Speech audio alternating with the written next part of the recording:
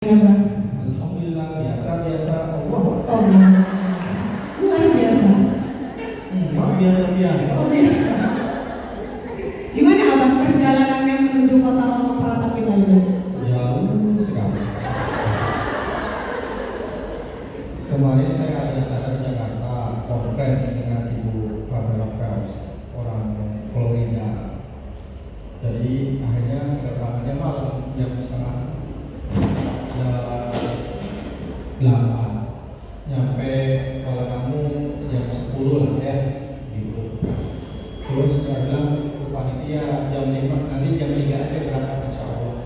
Panitianya nawar, jangan ada terlambat jam 2. Oke, saya sudah siap jam 5. Ternyata yang minumnya jam 3. Alhamdulillah, Masya Allah.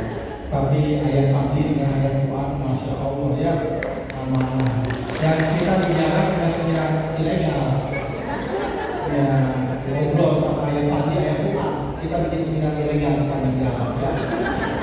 Mereka curhat, gimana Pak? Kita kan mau tegas sama anak, tapi mamanya ini protes katanya. Terus dia bilang, maksudnya aja ke pesantren katanya. Kan itu, tapi belajar mandiri. Wah, hebat juga kalau pesantren disuruh muat anak mandiri. Nanti kita bahas, kita ajar mama saya bilang. Gitu. Insya Allah sama. Sedikit takut ini Abang. Dihajar sedikit takut. Karena termasuk parenting yang tegas juga kan. Oh iya, Masya Allah. Jadi ini kalau Sumatera Utara saya termasuk jarang ya. Ke Medan setahun sekali paling. Yang pernah kunjungi paling dari Serdang gitu kan. Rata-rata Kecamatan Siantar, Binjai. Mana lagi Medan itu aja. Kalau di Aceh sampai Simbol 20 kota. Ini kayaknya banyaknya kurang update nih. 25 provinsi itu tahun 2015 sih. Karena sudah 33 provinsi yang sudah dikunjungi. Ada 4 provinsi yang belum. Iya, 4 provinsi yang belum. Ya, jadi yang sudah 33, yang belum itu ada 4 provinsi, kan ada 38. Ya, 38 kalau nggak salah ya. Begitu. Tapi Bunda panggilannya siapa? Bunda Alfa. Oke, nama anaknya siapa? Al-Fadl apa namanya? Muazzam Al-Fadl Susilo. Masya Allah. Gabungan radikalisme dengan Nusantara. Bunda namanya siapa? Bunda. Seza. Oh, Kiana Irawan. Masya Allah. Dia anak-anak sekarang namanya. Ada nggak anak sekarang namanya Susi? Bambang. Ada nggak? Irawan, Randy. Anak sekarang. Oh, anak sekarang namanya canggih-canggih pun. Al-Fadl, Seza. Namanya kayak Arab, tapi kamu udah digedein. Ayesa kayaknya 2 guys. Ayesa, Masya Allah. Ya kan? Akaraian, ya sampai guru-guru SD itu waktu pendaftaran bingung. Dia nanti kan gimana cetak. Kenapa cetaknya? Kayaknya 2, ya gitu ya. Masya Allah, malaikat sampai miring. Gitu kan? Kenapa nama anak berubah ini maksud saya dulu? Kenapa nama anak berubah? Kok cara mendidik anak berubah? Are you serious? Are you serious? Masya Allah. Ya itu dulu. Baik. Sebenarnya mohon maaf karena ada kerancuan dari promosi kita ya Bang ya. Mungkin mohon maaf dan. Oke baik. Baiklah Abang. Saya dan para orang tua sudah tidak sabar untuk menunggu seminar luar biasa Abang hari ini ya. Kita mulai waktu dan tempatnya kami persilakan untuk Abang Ihsan. Kira mau ngobrol kita. Waktu berjalan kan Abang. Berjalan, Masya Allah, benar ya. Benar, apa yang ada di sini?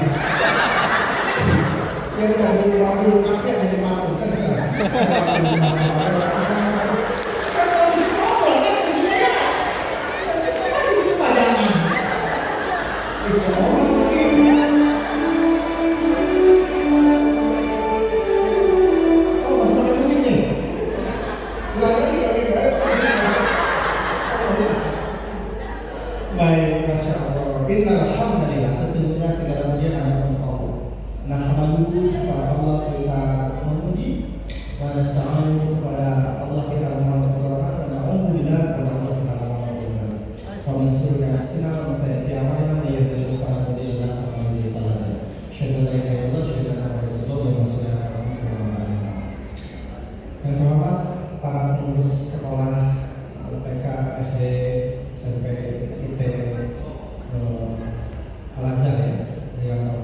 kali kedua saya ke Rantau Papa. Sebelumnya dari yang teman sebelah Sahara. Mereka adalah teman kita ya.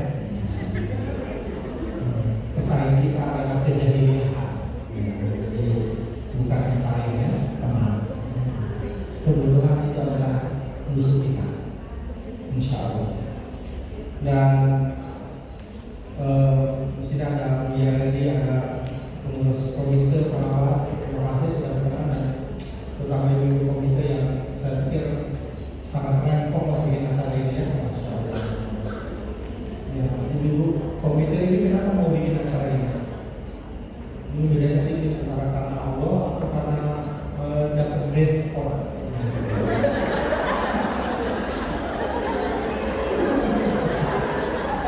Itu kan sebenarnya itu Pak, respon. Dan bapak-bapak, terima kasih ya sudah mengizinkan istrinya, terutama bapak-bapak yang istrinya jadi pengurus panitia. Ya di mana-mana kalau ibu bikin acara di luar negeri Pak, kita yang repot. Semua acara muslimah pasti muslimin ikut repot. Ya. Kalau kita kan tidak melibatkan mereka kalau bikin acara ya Pak ya. Kalau mereka bikin acara di luar, pasti muslimin repot. Ikut, kan? Itu yang tadi jemput saya sepanjang jalan gemeteran, ditelepon lagi, udah sampai mana, sampai mana. Setiap kota sudah dilaporin, WK.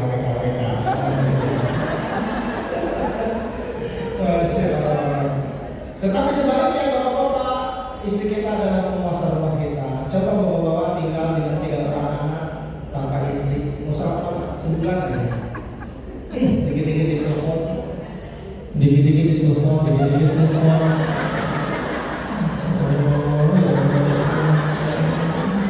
Oke. Ya Allah, ya Allah. Terima kasih ya sudah bikin acara. Judulnya anak soleh dari orang tua soleh. Tapi tadi bagus dari ustazah yang membuka acara. Orang tuanya rajin ibadah. Tapi kenapa anaknya masih ahli maksiat? Ada salah apa? Padahal orang tuanya sudah soleh menurut orang umum, pandangan manusia. Rajin ibadah. Apa yang terjadi? Nah, kita harus mendefinisikan ulang apa yang dimaksud orang tua soleh. Mungkin secara pribadi dia sudah soleh, tapi ketika mendidik anak dia pakai cara-cara yang soleh atau tidak? Ngomong-ngomong, soleh itu di kata baik itu, kata soleh itu di dalam Al-Quran hanya salah satu ya kata ya dalam artian baik. Di dalam Al-Quran kata baik itu banyak. Ada khair, ada ma'ruf, ada thayyib, ada ihsan. Itu aslinya semuanya baik. Kalau ada soleh, apa bedanya? Jika baik tubuhnya doang, namanya fisik yang tangible, namanya thayyib, baik secara material. Jika kelakuannya baik, namanya khair, tapi sesekali keluar baiknya. Tapi jika perbuatan baiknya sudah jadi karakter atau sudah jadi habit orang itu, namanya orang ini berarti kita layak disebut ma'ruf. Dari kata urf artinya sudah jadi adat, sudah jadi kebiasaan, namanya ma'ruf. Tetapi orang non-muslim, orang kafir itu disebut ketika mereka berbuat baik, mereka sudah berbuat ma'ruf namanya. Akan dapat balasan? Tentu dapat balasan. Balasannya di dunia, nama baik, ya kan? Macam-macam.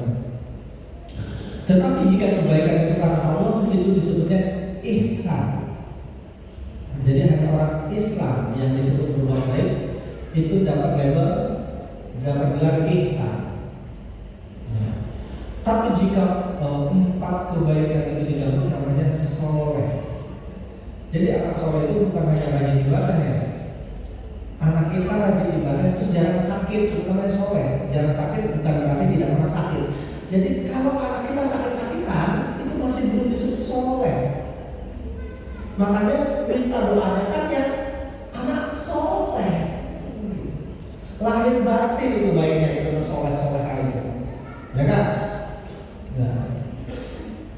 Jadi kenapa ada anak yang soleh, orang tuanya yang lagi ibadah soleh, tapi kemudian anaknya tidak soleh? Kenapa ya? Apa yang terjadi?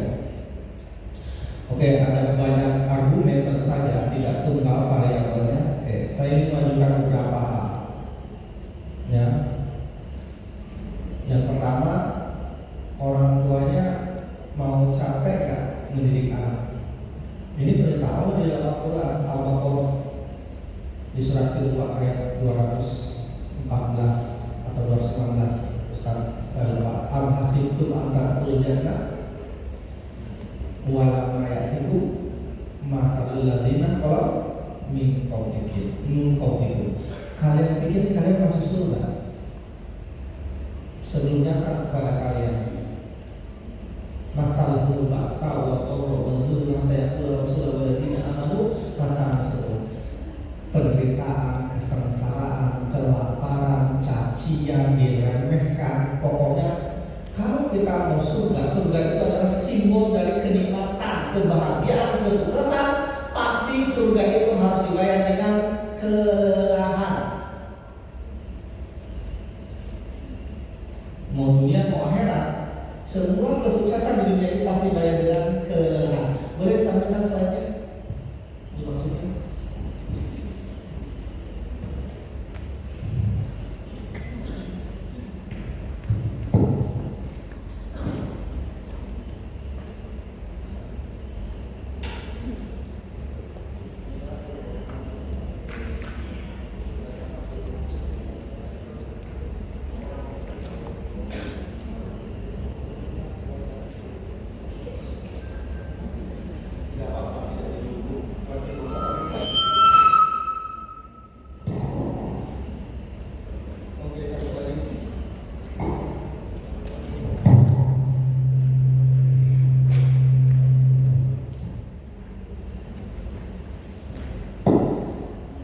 Tidak apa-apa kalau tampil dengan masalah.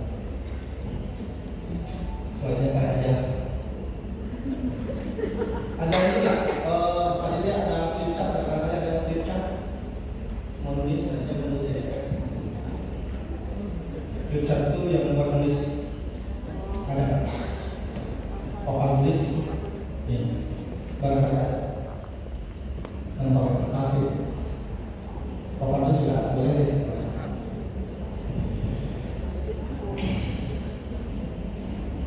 Oke, kita lanjutkan ya. Sampai mana kita tadi mau lelah atau enggak? Ya kan? Bapak Ibu pernah dengar enggak? Bisa, alhamdulillah sampai bisa.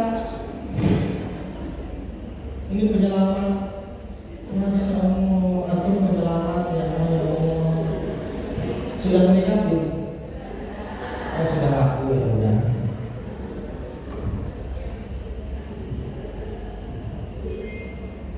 Oke, nggak usah pakai flip chart. Sekarang pakai iPad aja.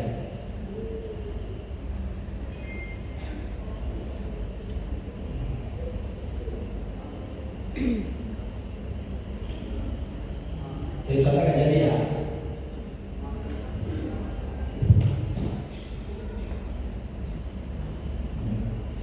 Sukses. Bapak Ibu ingin anak-anaknya jadi sukses. Menjawab sedikit, jangan jawab mau ganti. Jangan jawab saya doakan. Semoga jadi doa, kalimat itu doa. Ucapan kita doa. Sebelum naik kayaknya masih jahit ini Bapak Ibu ya. Boleh nggak Bapak Ibu melakukan dua hal selama materi berlangsung? Izin melakukan dua hal supaya nggak sia-sia. Pertama, Bapak Ibu mohon untuk fokus. Boleh? Apa ini fokus? Tidak melakukan banyak hal dalam satu waktu. Suara saya kedengeran? Dengar kan? Terusan ini kan? Suaranya tadi di belakang kayaknya itu berisik banget gitu kan? Enggak, oke enggak, gini aja ya. Yang pertama mohon fokus. Nah ini penyakit manusia modern zaman sekarang. Itu susah tenang hidupnya gara-gara susah sakinah, gara-gara sering gak fokus, sering multitasking, cari di internet, research about multitasking. Orang yang sering multitasking hidupnya tidak tenang. Multitask itu apa? Melakukan banyak pekerjaan dalam satu waktu. Waktu kerja mikirin anak, ketemu anak mikirin kerjaan. Waktunya ngaji, update status. Waktu ngaji,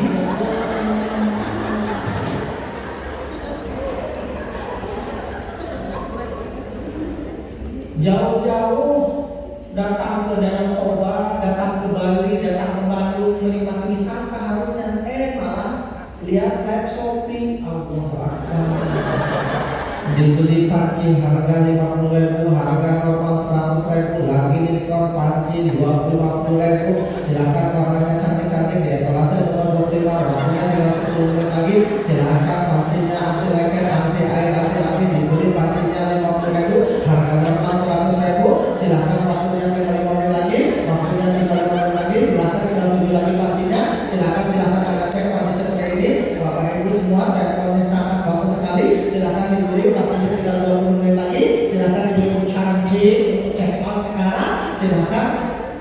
Ya Allah, jauh-jauh ke Bali buka live shopping apa-apaan.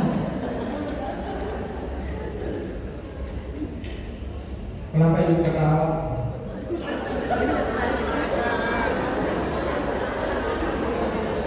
Kenapa?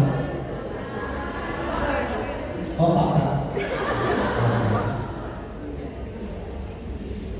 Ya, ini penyakit mental manusia sekarang. Karena itu orang tua kita, emak-emak kita, bapak-bapak kita sejak zaman dulu meskipun hidupnya sebagian mereka lebih susah dari kita, mereka jarang merasakan yang namanya depresi, jarang merasakan namanya isu-isu kesehatan apa itu, namanya mental health.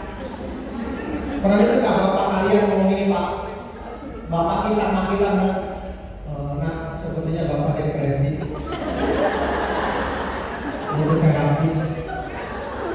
Butuh terapi. Nah, mama butuh healing. Kalian sama nenek dulu ya. Mak kita dulu gitu kan? Suzuya dan ada yang dulu. Kalian ke Suzuya tiap minggu, wow. Tapi bisa resah.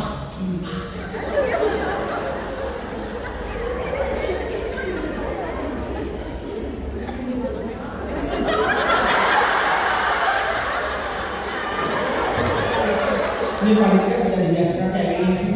Ini kayak gini cuma citraan. Kalau pembicara lagi ngomong disuruh di kapan makannya. Citraan kayaknya.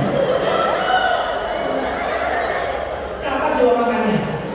Ya udah hari ini tunggu dulu ya, Bapak sedikit saya mau makan. Kan nggak mungkin guys.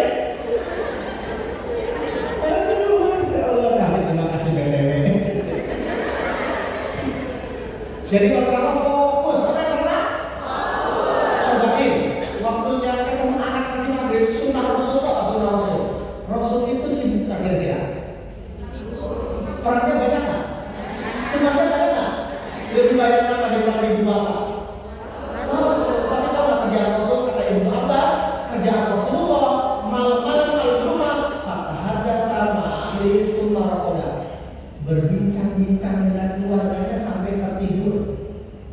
Nggak ada teman itu, maaf ya, habis sibuk ngurus umat, keren.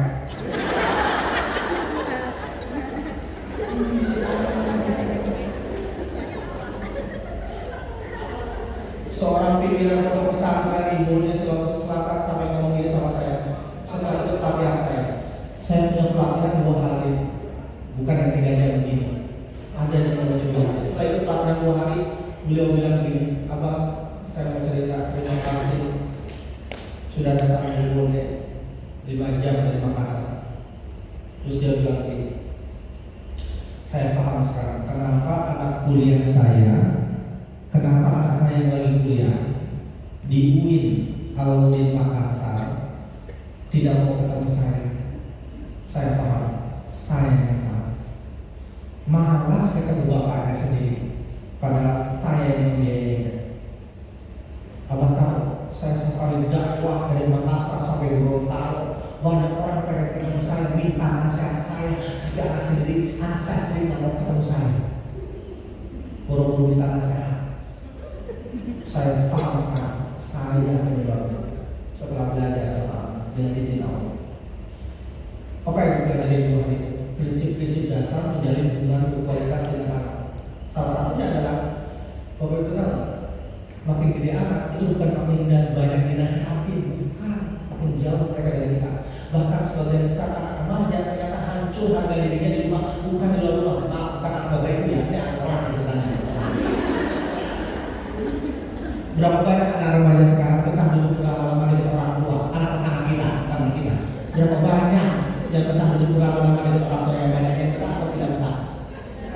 Kenapa tidak betah? Sebab kalau ketemu Bapak Ibu yang telinganya panas mendengar ceramah atau siap tutup omongan masa yang lihatnya dari orang tua yang judulnya biar kamu masuk surga. Apa judulnya? Biar kamu masuk surga.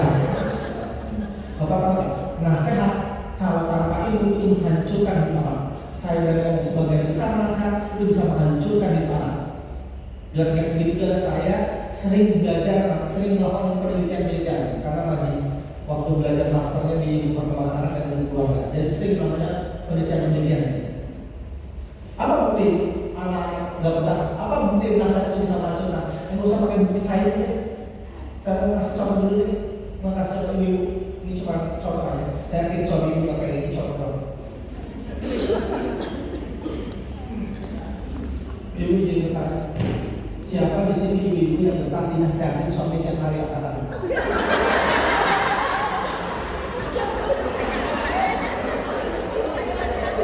Siapa yang bahagia dinasihatin suami tiap hari angkat tangan? Mana istrinya dia? Mana istrinya dia? Mana? Mana istrinya dia? Mana?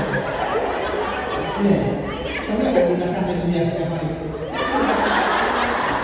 Sama aja, istri saya, istrimu ya. Pasti nggak ada. Saya kasih tahu ya. Bayangkan saya suami ibu. Gak usah bilang mau bilang, tambah doa.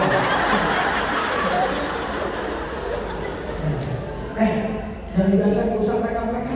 Simak. Ya, saya suami ibu sana. Bangun subuh suami anda sedang nasihatin anak ya. Bangun. Aulawiyah prioritas itu mengurus anak mah kalau pagi-pagi bukan cucian. Mama kalau mencuci nanti setelah anak sekolah. Rasanya benar nggak? Ada yang salah? Apa yang saya bilang? Semua yang mama katakan demi kamu, mama kan dengar. Ya saya bilang.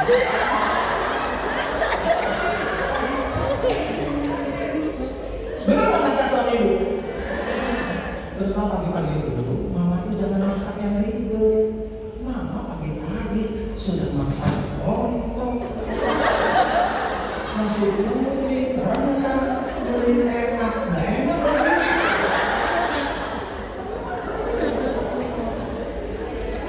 Bukan gitu kesimpulannya. Ini sekarang bisa masak katanya. Ini kalau belajar sama orang begini. Oh, biar kami bisa fokus terus anak. Belum selesai saya.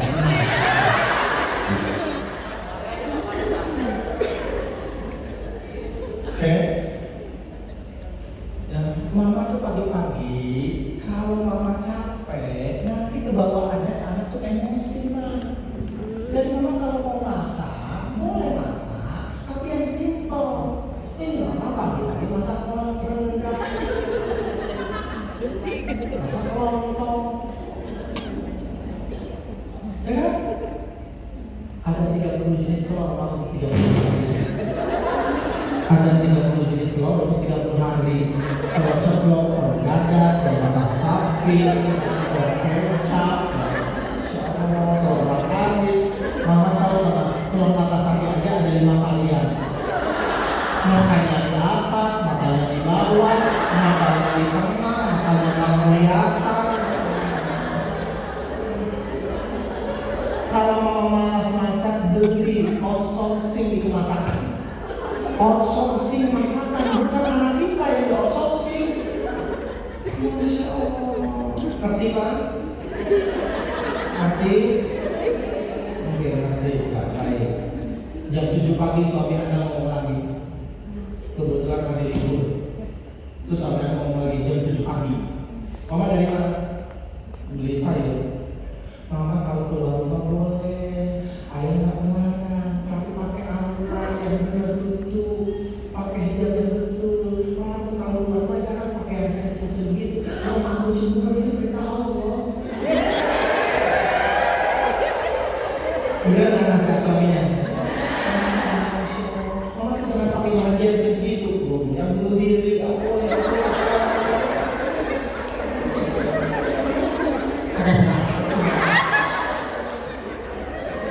Ya boleh Bu, ini contoh aja, contoh ya, contoh. Jangan langsung dulu apa-apa.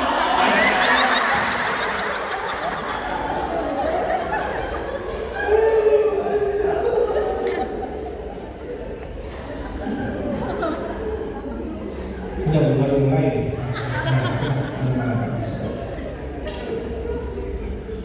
Setelah itu apa lagi mau coba? Benar penasaran? Jam 11 pagi suami anak datang. Jam 11 siang. Masya Allah. Kira-kira rumah tangga begini bagaimana? Ma, nanti pastikan setelah sholat zuhur masakan sudah siap. Jangan pas makan siang, mama baru masak. Nanti makannya jadi 1:30. Rumah itu harus proaktif, jangan reaktif. Masya Allah. Terus coba ya, kalau ada orang tua kita datang, mama tuh masak yang enak, jangan seadanya dengan orang tua. Aku mau orang tua memuliakan orang tua kita sebelum mereka wafat. Kalau mereka wafat, mereka kita akan menyesal belum memuliakan orang tua kita ya. Mama kalau nggak punya uang, bilang sama papa, bilang aja.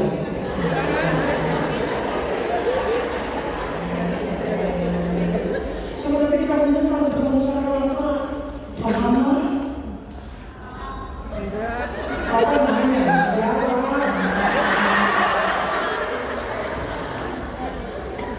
Benar nggak rasanya Bu?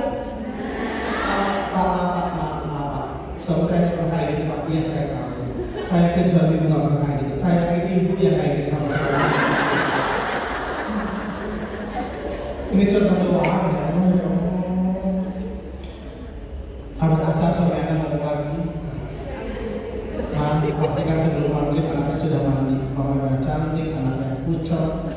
Ya Allah, mama nggak boleh kayak gitu. Mama tuh harus jadi uswatun hasanah, contoh buat tetangga-tetangga kita. Apalagi mama ini ketua RT.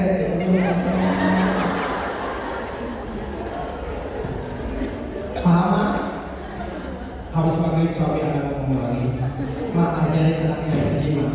Ajarin ngaji. Matematika, bahasa Inggris sudah dikososin sama SDIT. Soal dasar investasi tinggi.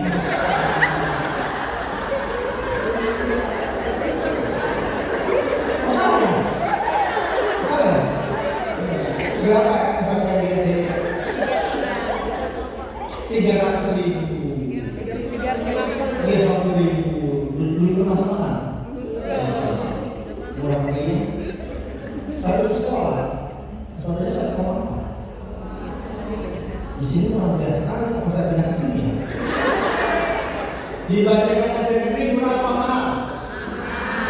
Mahal?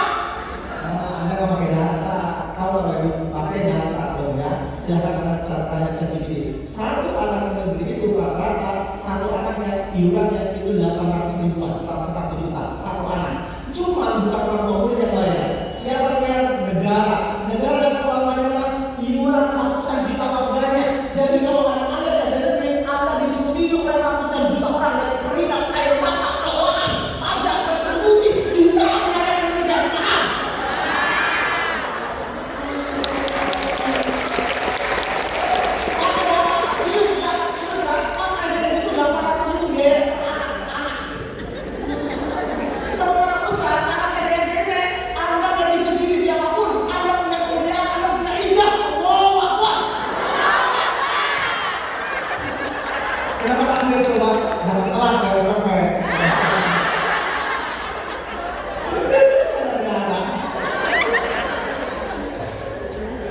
Kasihan gaji-gaji guru SDIT, ya Allah, ya Allah. Saya pernah kebayang itu gajinya berapa sampai 3 tahun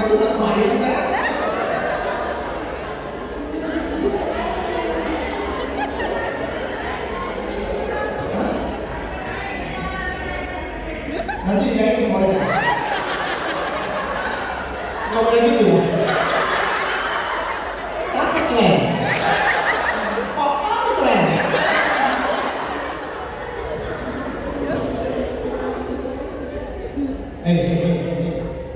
Kita punya kemuliaan, kita tidak disuruh siapapun.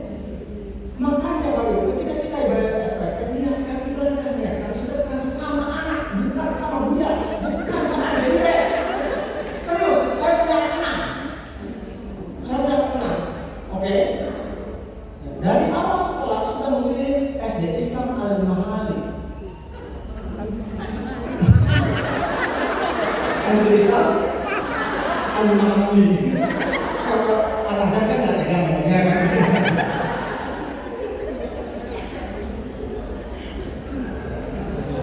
Anda Pak, izin Pak, tanya di Medan Pak. Di Medan pejabat-pejabat itu Pak, termasuk Pak Bobi Nasution, anak-anaknya milih di sekolah negeri atau di sekolah setak Jawa. Dan mereka aja nggak percaya dengan sekolah mereka, makanya sudah, ini nggak ada CCTV.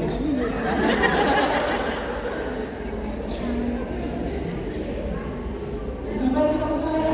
Jangan bandingkan dengan Anda dulu. Saya rasa lulusan negeri apa? Saya lulusan negeri dibandingin zaman dulu. Dengerin baik-baik. Anda zaman dulu nggak diurus orang tua, aman. Kata orang Sunda, dikencang berpintuas dasar kok. Dilepaskan belajar hebat kita jangan pikir dulu, aman. Benar? Makin banyak libur, aman. Sekarang Anda rasakan nggak? Makin anak-anak banyak libur, gimana rasanya? Dulu kita jadi anak nggak pernah yang namanya kekurangan ide bersenang-senang, betul? Tidak mau pisang, daun, betul? Anak sekarang rusak, kalau itu orang bangga pakai language, apa bunyinya rusak, apa bunyinya rusak? Bersenang-senang aja bingung coba anak sekarang. Kenapa nggak boleh? Kenapa nggak boleh? Aku harus ngapain coba? Aku bosan. Wah, masa senang-senang aja bosan?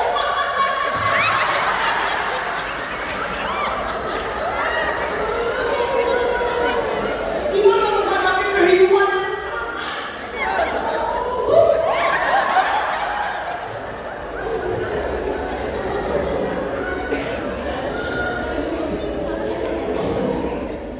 Oke, kita lanjutkan. Episode suami nasihati istrinya. Belum selesai ini. Habis maghrib suami akan nasihati. Nah, pastikan sesudah maghrib anak mama belajar Quran dari mama. Kita sudah outsourcing matematika bahasa ini sampai SD kayak azab. Masa orang nanya ke orang lain, mama hari ada mama ini. Kalau satu huruf Al-Quran itu 10 kebaikan. Masya Allah. Dan sampai anak-anak kita nanti di akhirat saya akan ngajarin Quran. Ustazah di SD kita sakit hati kita nggak boleh. Paham? Orang ngajak bertanya, macam orang. Paham?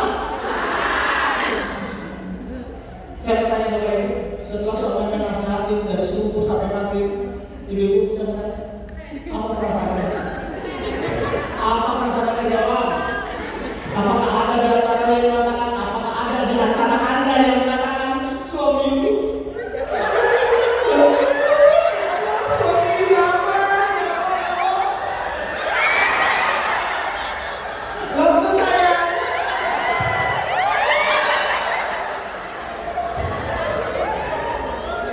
Ada yang gitu? Apa perasaannya? Kalau boleh dipakai dengan kata-kata, paling kata-katanya yang mau adalah reh. Anda boleh ketawa-ketawa, tapi saya serius. Kalau tanpa knowledge, tanpa ilmu itu gitu dia. Dipikirkan ngomongin anak setiap hari, anak-anak kita akan makin nurut kita. Ya, apa bedanya dengan orang tua yang setiap hari ngomongin anak? Nasihatin anak setiap hari. Bapak Ibu tahu nggak? Makin kecil anak, makin banyak diomongin. Penting. Makin gede anak, makin banyak diajak ngomong. Itu harusnya. Ini makin kecil anak dibiarin, makin gede anak malah diomongin. Ya, justru kalau Bapak Ibu banyak nasihat itu justru bagusnya kalau sama bayi yang bisa ngomong, tujuannya stimulasi.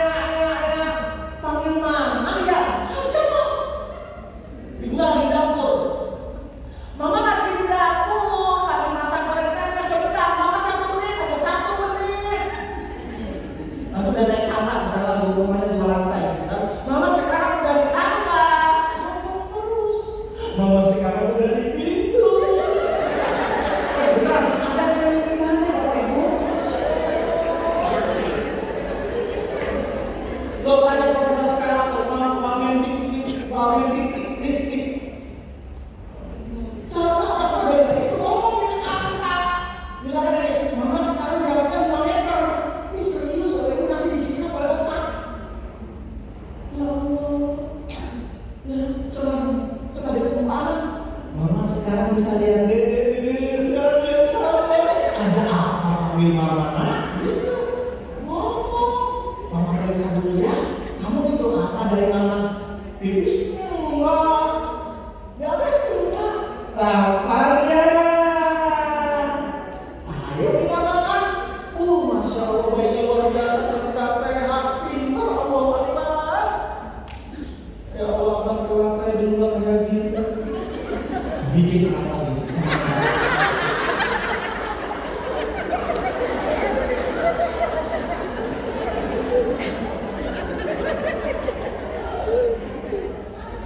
Makanya saya bingung kan mendidik anak setelah punya anak, mendidik anak sebelum punya anak. Iya, Masya Allah. Saya dari Indonesia, biaya pesta kita yang nggak wajib itu bisa puluhan juta. Biaya itu rumah tangga berapa juta? Berapa juta ini biaya rumah tangga? Nothing. Diceramain di KUA setengah jam. Saya mana Bapak Ibu? Allah Akbar. Itu bayinya beruntung banget kalau orang kayak begitu. Tapi kalau suaminya nggak ngerti gimana? Mama banyak ngomong, tinggal nenek aja. Dan suaminya nggak punya knowledge begitu. Belum lagi pada saat nenek, ya Allah keluarkan benda itu kan, bukan kerudungan itu. Bismillahirrahmanirrahim. Tahu nggak? Mama tadi makan jus wortel. Jadi pasti mama mengandung wortel tadi. Masya Allah. Terus masih ibadah bukan? Sholat ibadah bukan? Boleh nggak sholat sambil main HP? Boleh nggak main nasi sambil main HP?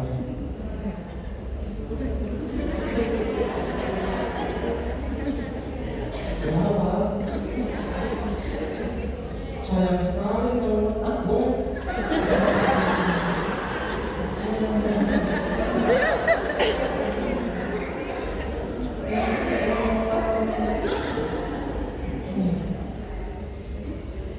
Ya boleh saja, tapi nggak apa, ibadahnya nggak maksimal. Coba kalau sampai masih kita ajak mau kemana, cerita dulu, sambil sholawatan, yang radikal boleh sambil murojaah orang radikal. Tahu radikal? Ramah terdik beramal. Ya. Jadi yang pertama fokus, yang kedua mohon terlibat. Ya, kalau ditanya jawab boleh. Kalau ditanya apa?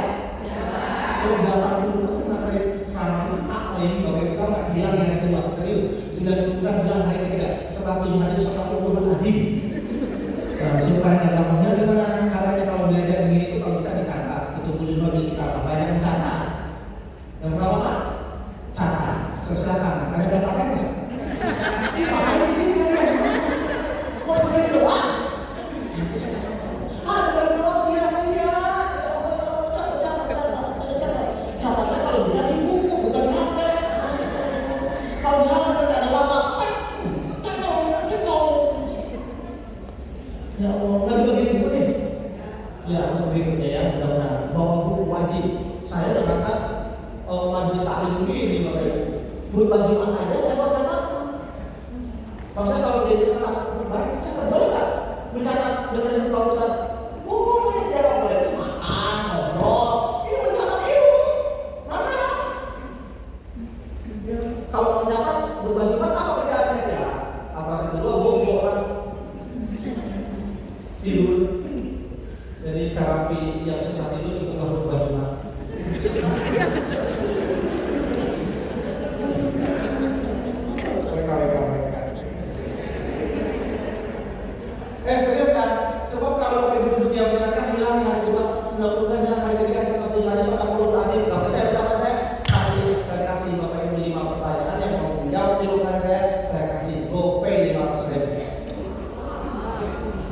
Nggak boleh mau berbicara. Syarat pertama nggak boleh mau kayak orang internet, mau chat GPT, nggak boleh. Yang kedua syaratnya nggak boleh satu pun ada yang salah. Siap?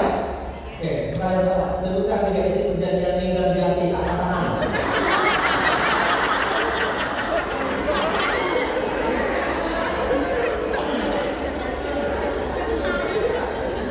Nggak ada? Nggak ada? Nggak tahu? Pernah belajar nggak? Pernah punya? Nggak tahu? Karena nggak diikat. Pertanyaan kedua, sebutkan berapa derajat kemiringan bumi angkat. Kalian sekolah nggak sih?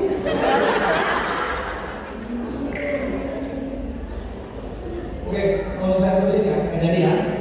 Gua kayaknya nggak jadi ya. Jangankan Bapak Ibu yang ditanya, saya yang ditanya juga nggak tahu jawabannya. Oke, kita lanjutkan. Bapak Ibu ingin anaknya sukses? Ayo jawab. Sukses itu apa? Sukses itu apa? Berhasil apa? Ciri orang sukses itu apa? Bahagia. Harus serius. Setelah Bapak Ibu punya Bujero bahagia.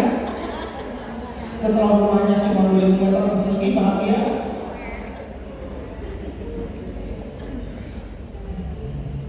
Sukses itu di antara banyak definisi yang paling mudah dipahami kira-kira gini. Orang sukses adalah orang yang mendapatkan apa yang diinginkan. Karena keinginan kita beda-beda, maka suksesnya beda-beda.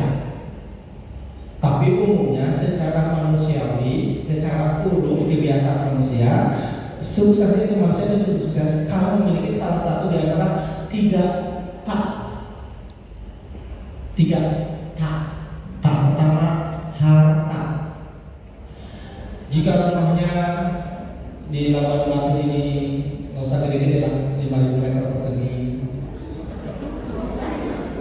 Di Medan 1000 meter. Di Kampung Jaya punya villa. Bapak pakai mobil Denza. Ibunya cukup Bujero aja. Orang-orang mendefinisikannya umumnya ini orang-orang ini sukses. Tapi dia mau punya harta banyak, tapi dia punya tak yang kedua, tetap aja disebut sukses.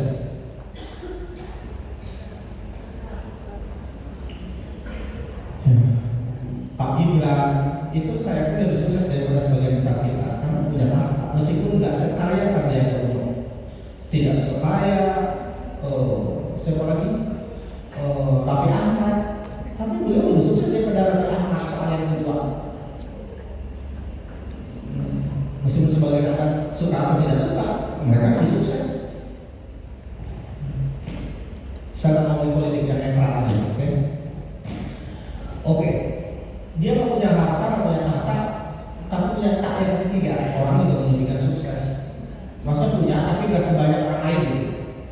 Tak yang ketiga, cinta. Wah, apa maksudnya?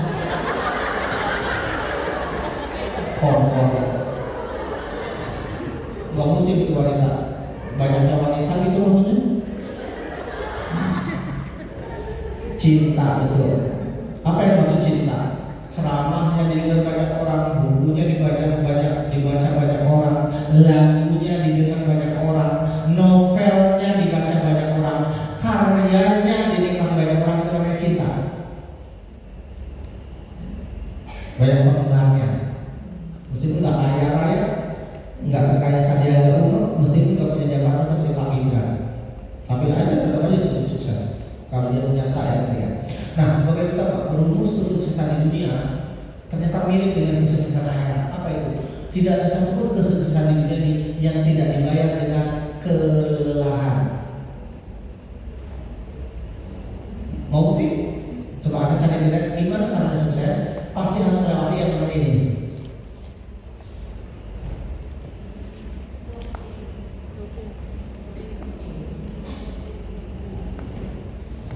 Tidak ada keuntungan tanpa kesakitan.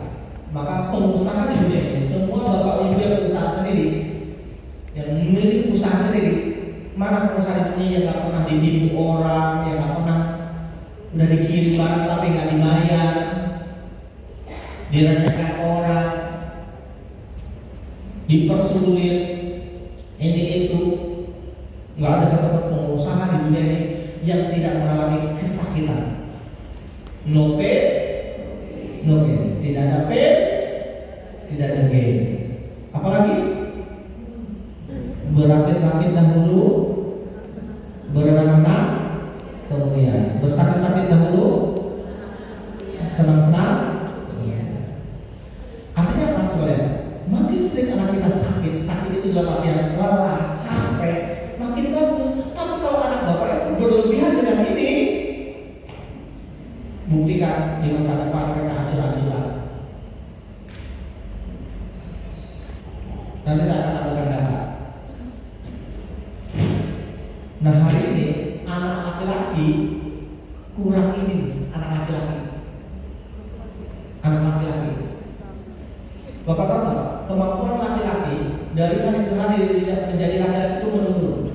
Ada datanya.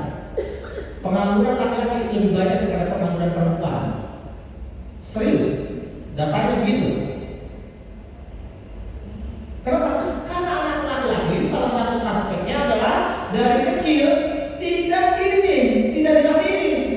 Sementara anak perempuan nyuci piring, ngepel, nyapu, anak laki-laki nonton, hancur mereka hidup di masa depan. Wajar orang tua kita kalau dulu gitu, laki-laki kalau udah usah ke dapur, pamali itu kerjaan perempuan. Wajar orang tua kita kalau dulu gitu. Kenapa? Karena kita dibawa ke ladang, ke sawah, makan domba. Nah, bapak kalian udah PNS, bapak kalian kerja di pabrik, di kebun, dibawa ke anak ke kebun yang laki-laki. Enggak. Akibatnya di rumah haram, melakukan pekerjaan rumah tangga, di luar rumah nggak ada, hancur anak laki-laki ini. Yang punya anak laki-laki mana? Katakan yang punya anak laki-laki. Nanti PR-nya adalah orang dari sini pastikan anak laki-laki harus lebih capai daripada anak perempuan. Serius. Anda tahu siapa yang banyak digugat cerai? Laki-laki. Saya nanti tampilkan datanya, tapi belum sampai tanggal situ ya. Saya nanti lihat perkara perceraian. Siapa yang digugat cerai? Perempuan yang mana? Yang betul laki-laki. Laki-laki yang mana? Laki-laki yang lemah.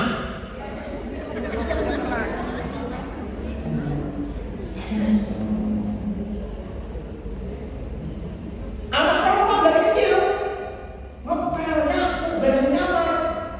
Anak laki-laki. Ya Allah, kasihan banget ini kalau tanpa ilmu di anak begini nih. Masya Allah.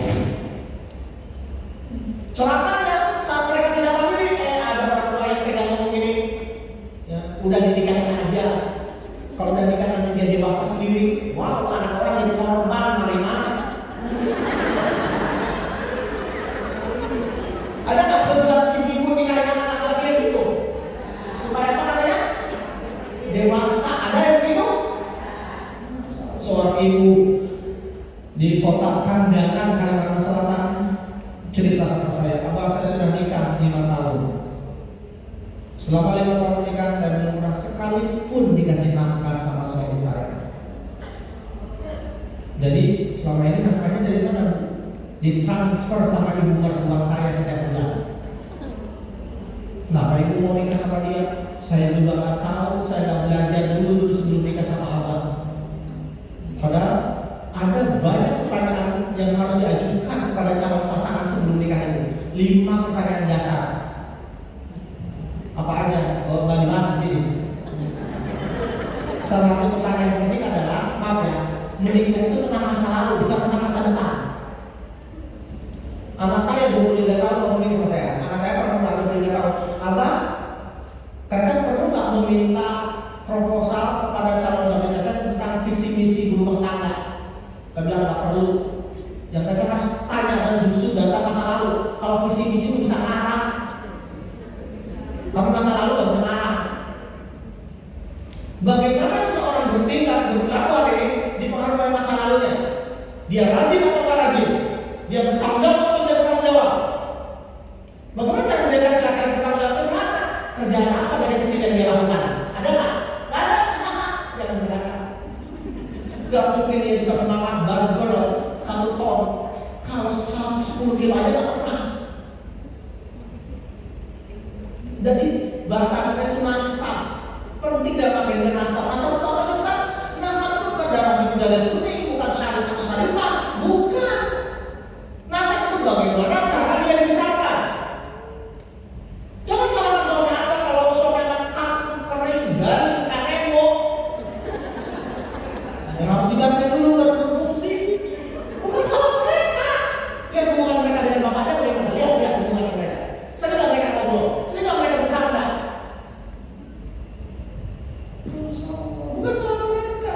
Mereka hanya korban dari bapaknya. Dan bukan salah bapak mertua kita. Bapak mertua pun begitu. Karena kakek mertua kita. Kakek mertua pun katakan buyut kita.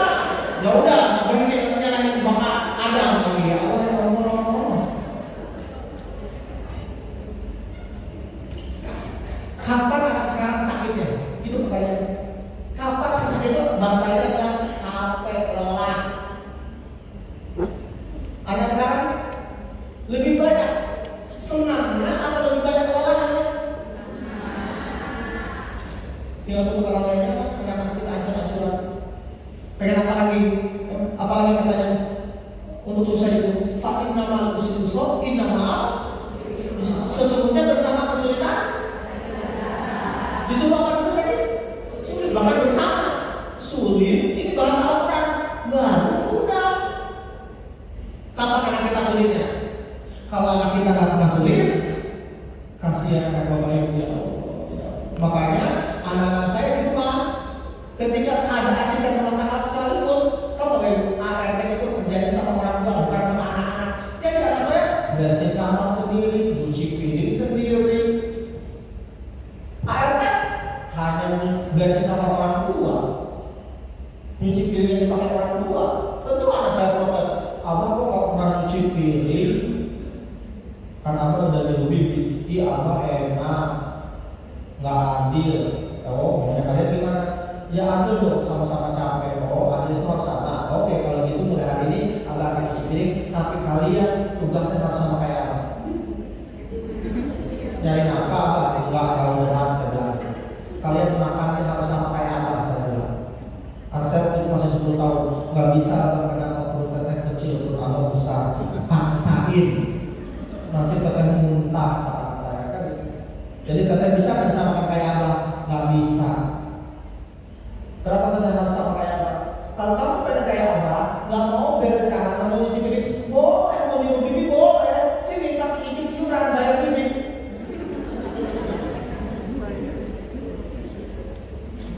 Itulah kata-kata. Masya Allah. Apa anak sekarang sampai itu? Ada lagi yang ngomong follow your passion. Apa passion? Passion ya, bukan fashion. Fashion baju. Passion, apa artinya passion? Yang disukai, yang diminati, gayanya, itu kan? Itulah kalau kalian cari definisi banyak bid'ahnya. Kalau cari definisi itu jangan cari di Google. Formnya harus benar, nggak boleh. Fashion adalah itu pasti banyak asal. Formnya begini nih, asal kata passion, gitu loh. Mau izin buka boleh? Buka HP, izin satu orang. Bisa banyak. Ketika di Google asal kata passion, itu formnya ya. Asal kata passion. Apakah benar passion itu artinya kesukaan gaya hidup? Kita lihat yang dibuat.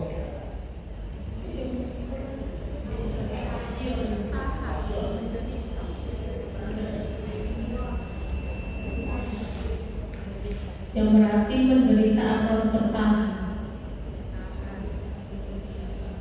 Menderita atau tertahan. Itu artinya passion itu dari kata pati, bahasa Latin, tulisannya pati, bacanya pasi. Di bahasa Inggrisnya pasien. Itu sebabnya orang sakit di rumah sakit disebut pasien. Jadi follow your passion itu kalau kamu mau sukses ikuti segala penderitaan kesakitan yang akan kamu rasakan. Namanya passion. Nggak ada satupun kesuksesan tidak dibayar dengan kesakitan. Termasuk bapak ibu ingin anaknya soleh. Maka saat pertama pengen punya anak soleh, bapak ibu mau capek nggak jadi orang tua? Kalau mau capek, nggak bisa. Sayangnya banyak orang tua sekarang nggak mau capek di depan, akhirnya capek setelah tua di belakang. Contoh, bapak ibu, untuk tegas sama anak itu kan capek. Habis gimana apa kalau nggak diturutin anak saya nangis? Nah orang tua yang mau capek nggak begitu, mau nangis dia mau nggak bisa. Kamu belum waktunya pegang HP. Mau teriak, kamu anak itu berapa lama sih? Coba mau capek nggak? Tapi gak ada banyak orang tua nggak gara-gara nggak mau capek menghadapi tangisan anak, akhirnya sampai tua dibuat nangis-nangis oleh kelakuan anak. Bapak ibu mau bayar di depan atau mau bayar di belakang? Kalau mau di belakang makanya ngutang. Kalau orang tua ada gunanya. Capek nanti bayarnya di belakang itu capek. Tenaga kita sudah lemah. Anak Anda baru 5 tahun, Anda masih bisa gendong seret. Bayangin kalau yang baru 15 tahun.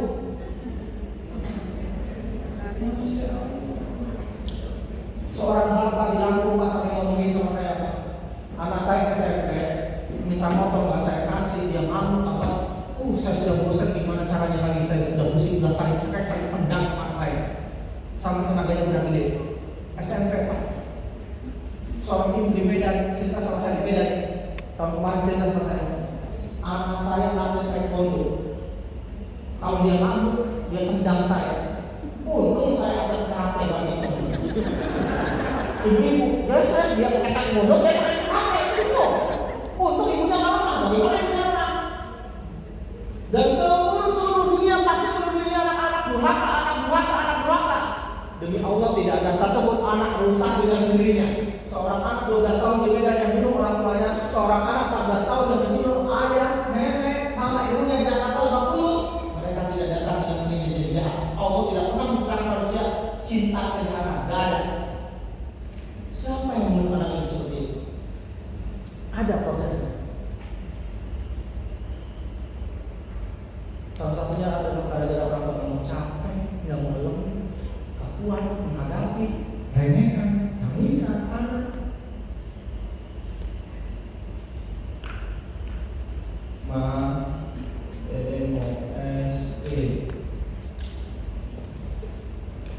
Gak bisa, jadi lagi sakit gigi. Nanti kalau udah sembuh, nanti kita beli es krim. Sekarang aja mah, nanti lagi enggak. Gak bisa, mama bilang gak boleh. Apakah anak kita begitu langsung paham? Lalu dia bilang, siapa aku mengaji dijelasin sama tidak sama hidup ini. Para kalian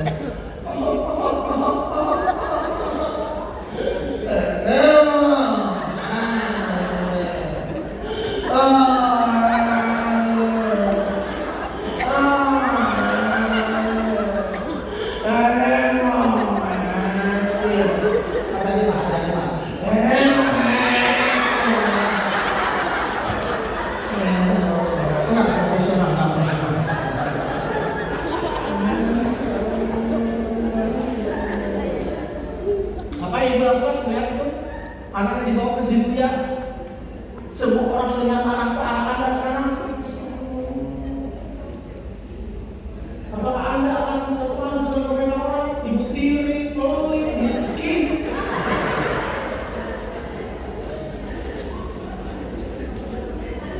Mama bilang nggak boleh. Jadi harus tenang. Itu orang tua berkualitas. Jadi butuh nangis, boleh. Tapi dari sini gotong anaknya, masuk ke mobil, kunci, buka jendelanya. Nanti kalau udah tenang, mama deketin, peluk mama, gitu. Kamu besoknya dia akan paham nggak paham. Kemarin aku teriak sampai berjam-jam sampai capek sampai ngantuk. Mama terima kasih, akhirnya dia ngomong cuma teriak-teriak.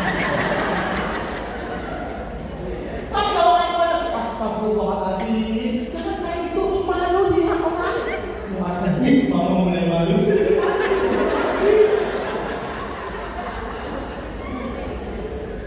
Akhirnya dia bilang ngomong,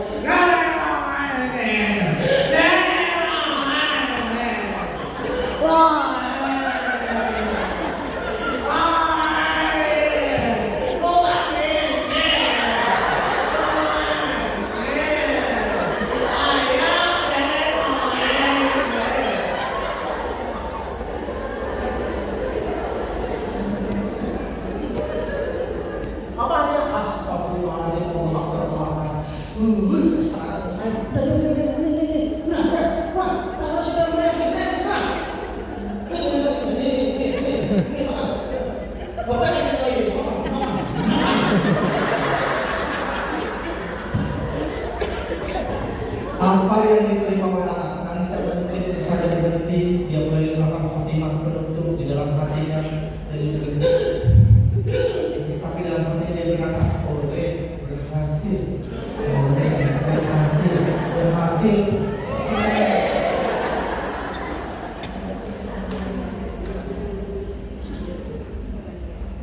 Apa yang akan dirasakan anak selanjutnya? Mama, papa, ayah, ibu, abi, umi, kalau nanti bilang gak boleh, jangan, tidak, nggak usah percaya. Artinya tadi bilang gak boleh, tapi gara-gara aku teriak jadi boleh.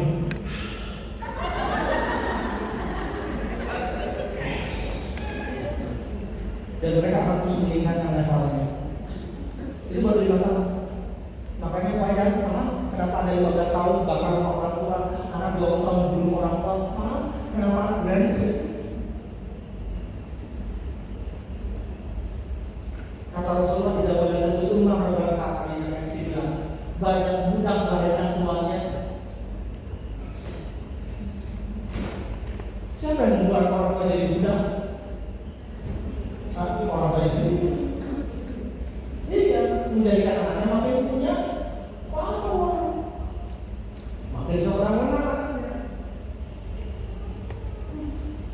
Bapak Ibu mau capek kan? Contoh lain, tahu nggak? Kenapa kita harus capek jadi orang tua? Anak yang sehat itu anak yang aktif, bukan anak yang anteng. Tidak ada satu produk vitamin pendidikan yang mengatakan minum susu ini, vitamin ini, vitamin itu jadikan orang anteng. Vitaminnya kopi tidak.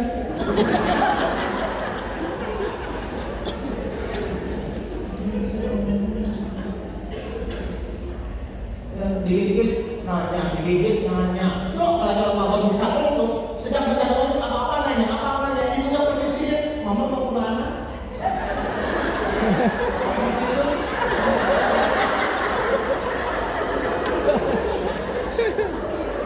Dikit-dikit tanya, betul? Itu apa?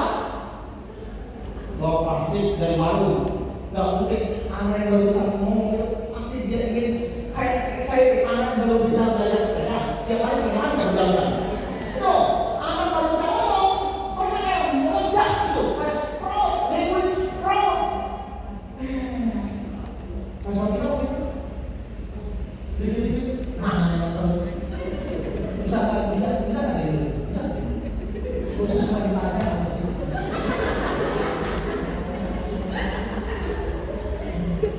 Mama bawa apa? Belanja apa? Sayur apa? Sayur asem. Kalau asem itu apa aja?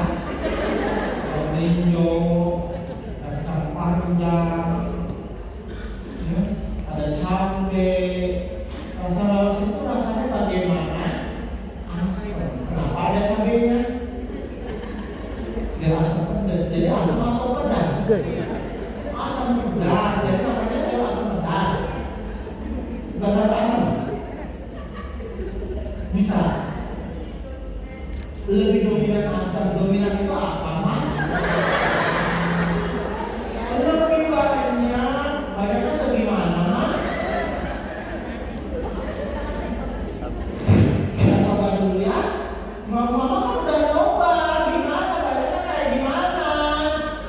Kalau kamu nanya terus, mama nggak selesai masaknya. Oh, kalau aku nanya nggak selesai masaknya. Iya. Kenapa?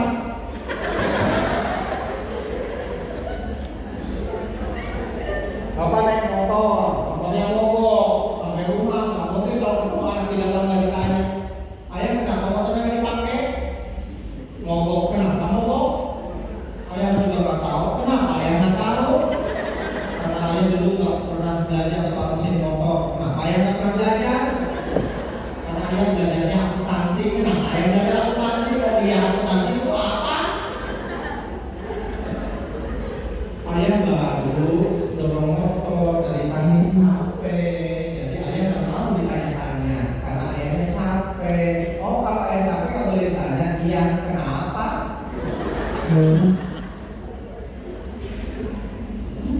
Gitu. Anak yang sehat, anak yang aktif, atau anak yang diem?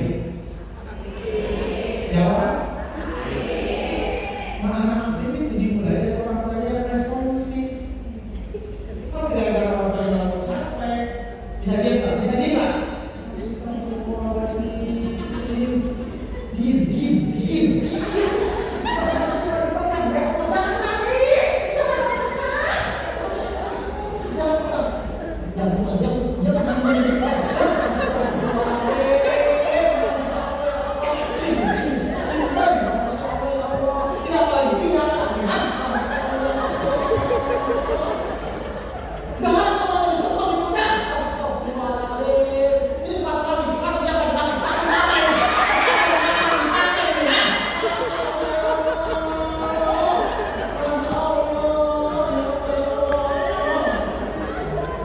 Ini misalnya.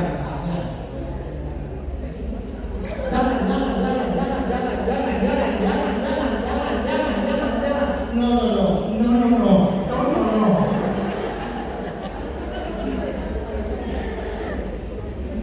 Tapi nanti kita belajar di segmen selanjutnya adalah aktif tidak sama dengan liar. Jangan kayak aktif itu ngomong, saya tuh lebih baik saya aktif ya daripada diem. Benar sama situ. Tapi di rumah sendiri, di public space, di pesawat, nggak boleh itu tempat umum. Itu namanya liar, Markona. Nggak boleh kita marah. Udah namanya juga anak-anak pada aktif. Nggak boleh macam-macam rumah orang lain, buka kulkas sama orang lain. Itu namanya cuma aktif, liar. Tanpa adab, tanpa berperang, belajar perang sama itu gitu. Masya Allah. Tapi kita baru ngomong aktif dulu ya. Tapi gara-gara nggak bisa, nggak boleh diam. Emang gara-gara disuruh diam apa yang terjadi setelah lulus kuliah? Saya bingung kalau ada orang yang punya kerjaan serius. Ya, saya ketika dari kampung saudara di keluarga saya, kayaknya saya kasih kebun orang-orang. Kira-kira kuliah dengan pendidikan tinggi. Ya. Adik saya tidak ada yang sudah pekerjaan. Jadi maksud saya untuk bertahan hidup sambil kuliah saya bekerja dan kerjaan itu banyak banget. Ya Allah, punya uang bisnis dari sejak kuliah banyak banget. Saya sampai bingung, makanya sampai sekarang saya bukan bingung kalau ada orang anak itu bingung saya. Ya Allah, uang itu banyak banget, Masya Allah. Saya jual nasi kuning. Kalau modal, saya jual nasi kuning. Bang, saya jualinnya nasi kuningnya. Gak percaya jual dulu 5 lingkar. Saya teman-teman kamu saya. Dan dari dia waktu itu harganya sekitar 300, saya jual 500. Tahun 90-an. Banyak banget ya Allah. Apalagi kalau anak mahasiswa kan gitu ya, jadi guru les, guru ngaji, ya gitu lah. Banyak banget ya Allah, banyak banget. Jadi kalau orang nggak punya kerjaan, ya sebetulnya lemah kemauan sejak kecil. Kenapa lemah kemauan? Ketika banyak maunya disuruh ya. Akibatnya disuruh adalah jangan diam aja dong nak. Kamu tuh lulusan usul, ya Allah. Kamu tuh lulusan Unimed. Udah mah aku tadi loh, aku sudah melamar ke sana kemari, tinggal nunggu wawancara. 5 tahun kamu nunggu wawancara. Itu nggak namanya nunggu. Belajar bisnis apa mah? sekarang modalnya nggak segampang itu mah. Modalnya dari mana? Kamu mau modal berapa? Ini di sini ada uang 5 juta. Biar kamu bisa modal usaha. Dapat apa mah modal 5 juta? 7 juta kita mati dua.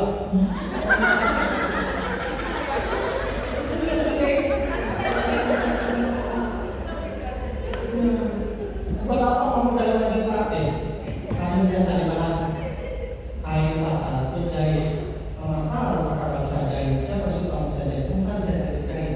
Astagfirullahaladzim. Mah, tidak semudah itu, mah. Tidak semua penjahit bagus. Mah, kalau hasil jahitan jelek bagaimana? Kamu dari mana tahu jahitnya bagus atau jelek kalau kamu belum lihat? Apakah semua penjahit jelek? Cari sampai yang dapat bagus. Kalau kamu penjahitnya nanti modelnya bisa rumah. Dari penjahit atau dari aku, mah? Ya Allah, kan aku nggak cari di Pinterest, cari di Instagram model saya, terus kamu jual. Tidak semudah itu, nggak jualnya gimana? Jualan online itu banyak tipu, mah. Ya Allah, modal sendiri, nyoba aja beli. Astagfirullahaladzim. Kenapa sih kamu ketakutan gitu? Masya Allah, ya gimana? Enak itu mah kalau aku punya ruko, kalau kakak punya ruko, orang yang percaya dengan brand kita gitu kan, kalau ada offline-nya.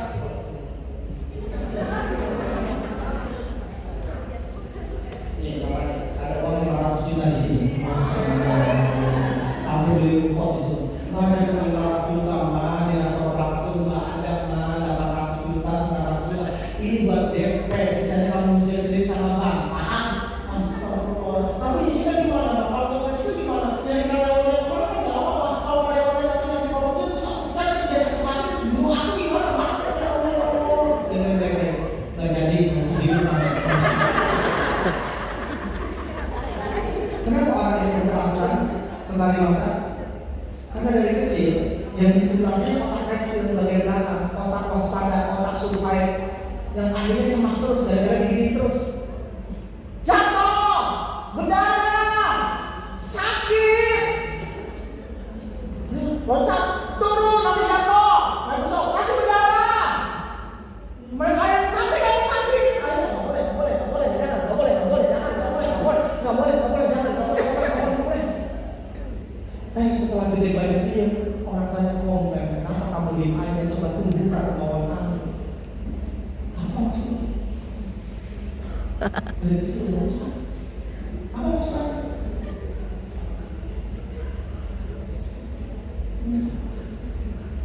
Apa maksudnya berdua di sini?